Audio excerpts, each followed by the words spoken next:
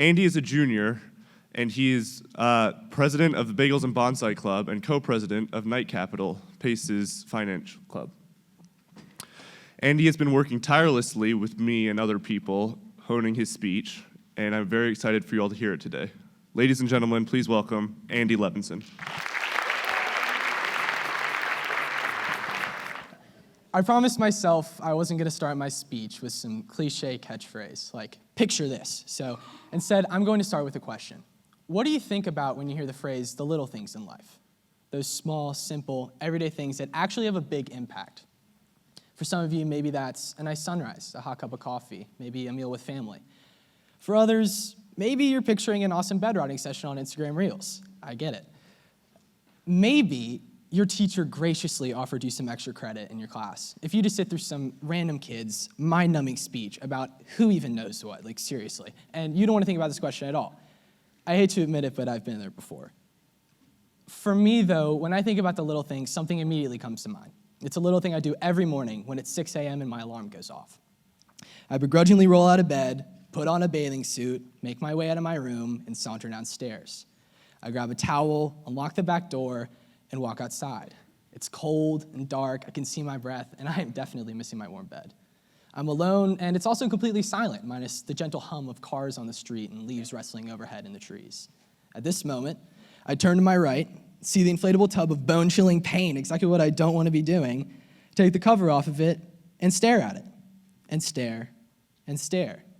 Now, sometimes I'm able to get this over with quickly, and I'm excited to plunge, but to be honest, most days I'm just staring at this ice water for minutes, pissed off at myself for making me do this. But eventually, when I regain my composure, I set my timer, take a deep breath, and hop in the ice bath. Now, some of you may be thinking, whoa, Andy, back up. Ice bath? Who does that sort of thing? And at 6 a.m. in the morning? And you'd probably be right. It is probably a bit odd that I love to jump into a vat of glacially cold water first thing in the morning. But let's back up to understand how I got to this point. The journey I want to bring you all through today began on Christmas Day of last year. After years of putting it on my Christmas list, my cousins gifted me this inflatable ice bath that I'd seen on social media and for some psychotic reason thought would be a fun thing to try out. That afternoon, I assembled the ice pod, as it was called, and began a journey that, as of today, includes 305 days straight and counting of some form of cold exposure, whether an ice bath if I'm at home or a cold shower if I'm away or it's too hot outside. Now, before I get too far into this, I do want to make a disclaimer. I am not some extraordinary hardcore beast just because I do the ice bath. That is literally the opposite of the message I'm going for here. I'm going to be pretty bummed out if I walk out of here today and hear y'all saying, wow, that kid was genuinely the biggest tool I have ever seen. Don't let that be what you take away from this speech. I am just a guy who, like many of you, has grown up in a world of such instant gratification and such comfort, and I'm trying to piece together some of the other aspects of life and how discipline fits into it. So an obvious question that you may be asking, which, believe me, I've asked myself countless times, is why was I even doing this in the first place? When I began work on this speech, sophomores Gus Loomis and Graydon Auchincloss were assigned to help and began asking me all the right questions to get the ball rolling. This question kept coming up again and again. What was it that motivated me to do challenging things like the ice bath? And it started to get pretty frustrating because for weeks I thought, but I could never come up with a clear-cut answer to this simple question. But then I realized that this single fact, that I didn't know my why, actually represented a more powerful idea, an idea that has changed my entire mindset of motivation and discipline. In my experience, the common consensus of motivation and discipline is misleading. In today's culture especially, discipline for many people is seen as this uncomfortable and faraway thing reserved only for those of us who have clear motivations. But motivation, too, is seemingly just as distant, falling out of the sky and plopping into the laps of those of us lucky enough to get it. It's something that you either have or you don't, and there's not much you can do to change it except wait for some bombshell to light a fire within you like you see in movies. For years, I myself struggled with this inhibiting belief, which has only gotten worse with the advent of social media. You see people online who seem to have everything that you don't. They're smarter than you, healthier than you, stronger than you, wealthier than you, whatever. They definitely seem like they've got it in terms of motivation, and it clearly allows them to have remarkable discipline. And when you see yourself, you certainly don't. So as you continue to see these people who seem to be beating you in every way, you restate this belief that motivation and clear goals are necessary for discipline over and over again. My motivation behind doing the ice bath, however, totally flips this idea that motivation is necessary for discipline on its head. I didn't, and still really don't know what my motivations behind doing this is.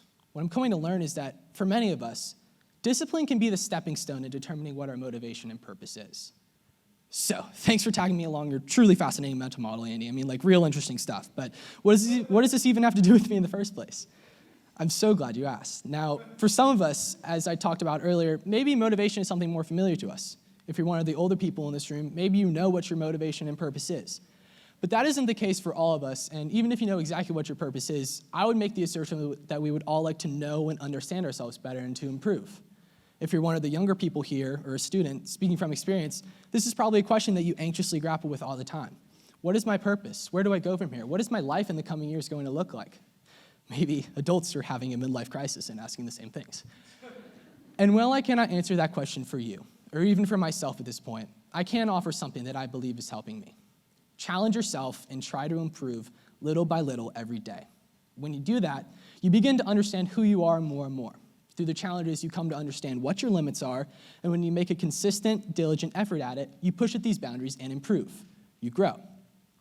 Our motivation is a byproduct and something that is uncovered along this self-improvement journey. Our tools for uncovering this is a dedicated effort, or discipline. Through daily action, you chip away slowly but surely at the puzzle that is yourself, and you grow to understand exactly who you are.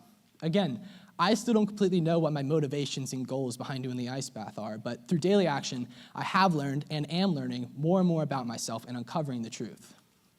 The ice bath is a little thing in my life, only 15 minutes tops each morning, but through the challenge, I've been taught very valuable lessons for life. I've been in the position after hearing one of these big idea abstract speeches a lot where you're ready for action and you're pumped up, but the speaker never really gave you clear steps as to where to go from here. So I'm going to try to sum up what I want you all to take away from this as clearly as possible.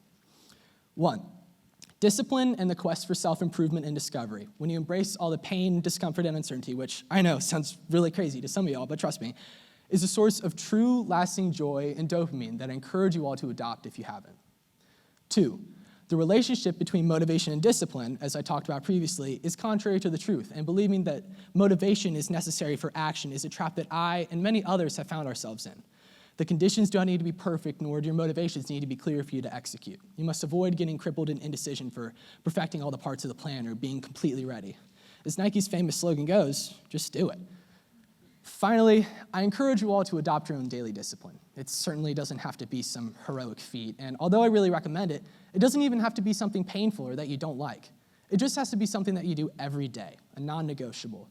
Something you do when life's going great, but more importantly, something that you do when life is crazy and difficult. It could be what I've done, an ice bath or a cold shower. Or, if you're more mentally stable, it could be something else. Daily exercise, journaling, better diet, better sleep, meditation. Adopt a habit, write it out, stick with it. Hold yourself accountable.